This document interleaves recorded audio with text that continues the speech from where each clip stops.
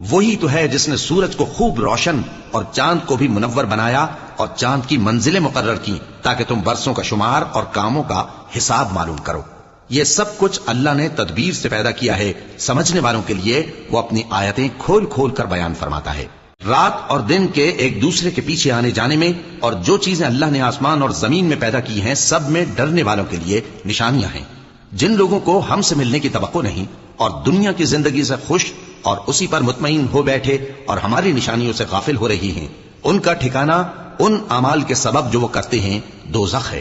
اور جو لوگ ایمان لائے اور نیک کام کرتے رہے ان کو ان کا پروردگار ان کے ایمان کی وجہ سے جنتوں میں پہنچا دے گا، ان کے نیچے نعمت کے باغوں میں نہریں بہ رہی ہوں گی۔ جب وہ ان میں ان کی نعمتوں کو دیکھیں گے تو بے ساختہ کہیں گے سبحان اللہ، اور آپس میں ان کی دعا سلام علیکم ہوگی، اور ان کا آخری قول یہ ہوگا کہ اللہ رب العالمین کی حمد اور اس